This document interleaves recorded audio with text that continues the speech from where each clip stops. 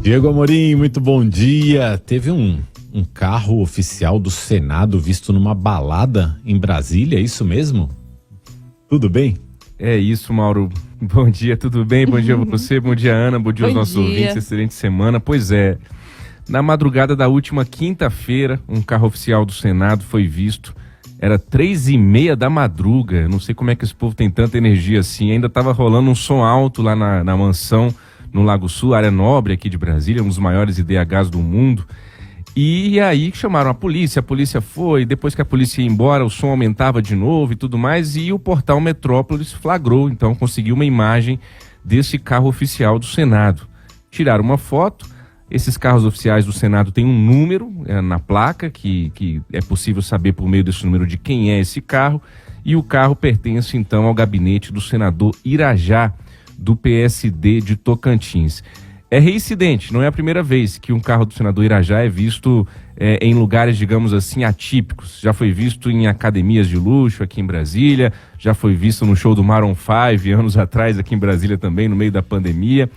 E desta vez o senador até agora não se pronunciou sobre esta festa onde o seu carro estava lá na madrugada da última quinta-feira. A legislação que rege os carros oficiais, Mauro, diz o seguinte, que é rigorosamente proibido o uso de automóveis oficiais a chefe de serviço ou servidor cujas funções sejam meramente burocráticas e que não exijam transporte rápido, no transporte de família do servidor do Estado ou pessoa estranha ao serviço público e em passeio, excursão ou trabalho estranho ao serviço público. É aquela história, é a confusão do que é público e do que é privado. O que é meu e é de todo mundo, o que é meu e eu posso usar ao meu bel prazer com os meus interesses. Agora, o dilema que está aí, Mauro, é o mesmo dilema da cota parlamentar, que é aquele dinheiro ao qual todo deputado e senador tem direito para usar todo ano. Porque eles podem alegar que tudo é política. Concorda comigo, Mauro? Essa é a grande confusão. O senador pode alegar que nessa festa ele estava fazendo política, estava lá conversando com pessoas, tratando de projetos de lei, né, da agenda da semana. Então, é muito complicado. Geralmente, quando esses políticos reagem a esse tipo de matéria, de notícia, eles alegam que não estavam fazendo nada fora da legislação, que a legislação permite, e que estavam nas atribuições de suas funções. Uma curiosidade para concluir é que no meio da pandemia, senadores estavam querendo tirar as placas desses carros, alegando questão de segurança. Dizem que é muito fácil identificar que é um carro do senador.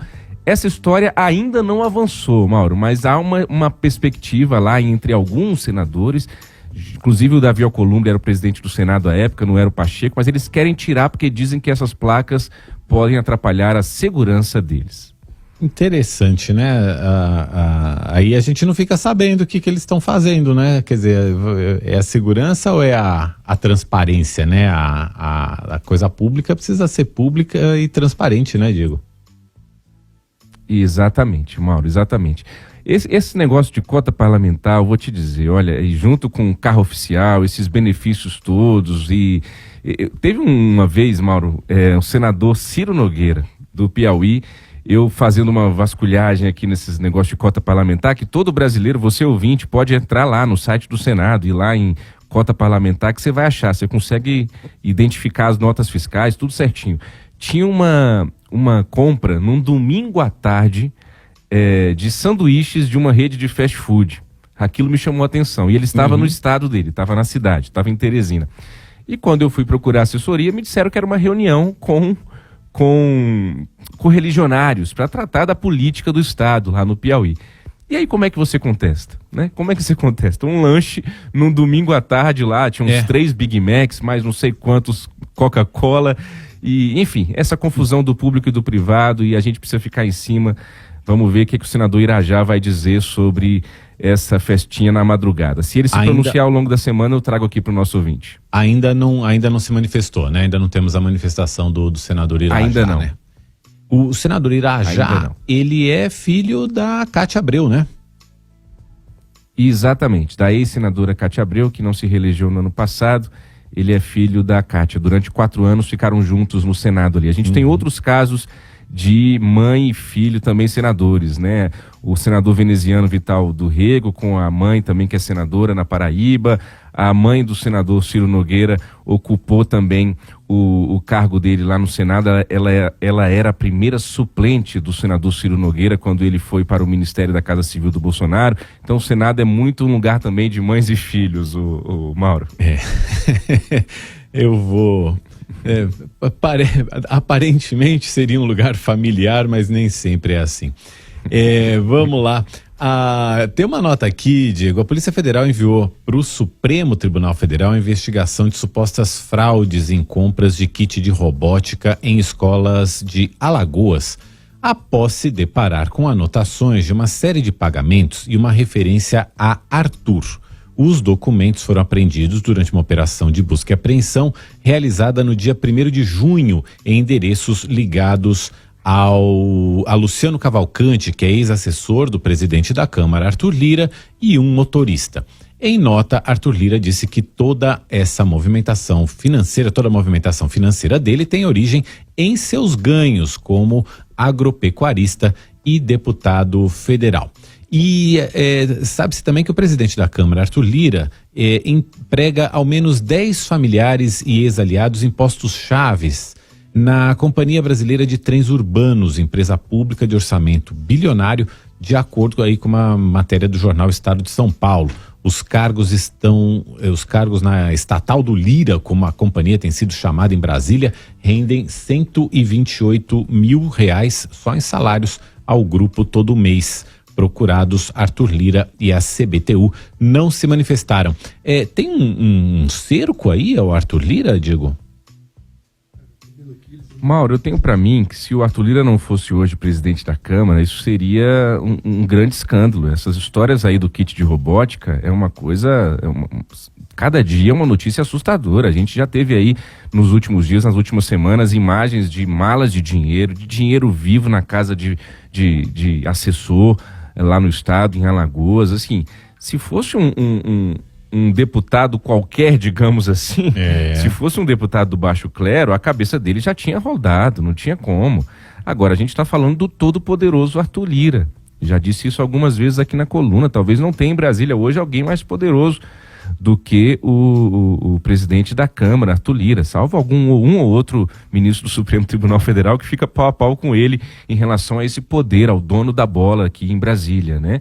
Mas são escândalos, né? Por falar em Arthur Lira, o Lula volta ao Brasil essa semana com essa pressão muito grande para ele decidir sobre o Ministério do Turismo, uma expectativa de reforma ministerial. O próprio Arthur Lira, como eu disse aqui na semana passada, nega oficialmente, nega publicamente, mas tem sim mirado o Ministério da Saúde, da Anísia Trindade, e as informações são de que o presidente Lula deve sair em defesa da Anísia e mantê-la no Ministério da Saúde, mas tudo isso a conferir ao longo dessa semana também, que além disso, dessa expectativa de reforma ministerial ou alguma troca aqui e acolá na esplanada do Lula, Mauro, vamos ter a retomada do julgamento lá no TSE, no Tribunal Superior Eleitoral, que pode resultar na inelegibilidade de Jair Bolsonaro, esse julgamento que será retomado amanhã aqui em Brasília com o voto do relator Benedito Gonçalves. Isso, amanhã tem a retomada desse julgamento e a gente acompanhando também toda a movimentação em torno da reforma tributária. Hoje vai ter uma reunião importante do Conselho dos Secretários de Fazenda dos estados, né? A gente sabe que os estados eles são bastante afetados por essa mudança aí que está sendo proposta na reforma tributária. Tem estado que ganha, tem estado que perde, e eles estão tentando articular um modo de que os estados que vão perder a arrecadação sejam de alguma forma compensados, e eles precisam chegar a uma fórmula para isso. E aí estão discutindo se vai ser em relação ao PIB de cada estado. Aí tem estado falando assim, não, mas o meu estado é mais populoso do que o seu, então eu preciso também que isso tenha a ver com a população, com o tamanho da população do estado. Hoje tem uma reunião importante dos secretários nesse conselho, e depois eles devem levar alguma proposta um pouco mais concreta, se chegarem a um entendimento. Também ao relator, né, que é o deputado Aguinaldo Ribeiro, que está relatando isso lá na Câmara, né, Diego? Mauro, ontem eu estive numa festa aqui em Brasília, mas eu fui com o meu carro, não foi com o comercial, não. É uma festinha Eu já aqui em ia te Brasília. perguntar com que carro que você foi. Foi com o meu carro, foi com o meu carro. Certo. E aí eu conversando com uma pessoa lá do CNM, com Confederação Nacional dos Municípios, salvo engano é esse o nome, mas é a Isso. Confederação dos Municípios lá. É isso mesmo, Confederação Nacional de Municípios, CNM. Conversando informalmente, a gente começou a falar de reforma tributária e ela disse, não passa não, mas por que não passa? Porque os estados e municípios não vão se entender, não vai dar certo isso daí enfim, eu colhi ontem uma impressão ali informal de alguém que disse, olha, os municípios não vão deixar isso avançar. Eu tenho para mim, Mauro, que alguma coisa de reforma tributária será aprovada. Agora, se isso vai ter peso para ser chamado de reforma, eu já não sei, porque a gente já comentou aqui também, cada parlamentar é igual, se você parar qualquer deputado, senador aqui nos corredores do Congresso, perguntar, você é a favor de melhorar a educação no Brasil? Eles vão responder, somos a favor. Você é a favor da reforma tributária? Somos a favor da reforma tributária. Mas qual a reforma? Que tipo de reforma? Eles são a favor porque sabem que esse assunto é muito latente, mas que reforma será aprovada ainda não se tem ideia aqui em Brasília. Muita confusão. Vale recordar também que no finalzinho do governo Bolsonaro já estava tudo pronto para aprovar a reforma tributária. O senador Roberto Rocha do Maranhão, que não se reelegeu, já tinha deixado tudo encaminhado. Se eles quisessem ter votado no final do ano passado, tinham votado. É porque, de fato, já tinha uma mudança de governo, a transição do Lula já estava acontecendo. Enfim, eu não tenho tanta expectativa de uma reforma tributária. Talvez uma aprovação de alguma coisa tributária, Mauro. Essa reforma já estava bem madura no governo Temer, é que teve aquela confusão toda lá, daquele grampo lá do Joesley e tal, que aí foi tudo pro espaço, mas ela estava madura lá também. Enfim, Diego, vamos agora dar um tempinho no nosso papo aqui e chamar para conversa o nosso convidado do dia, que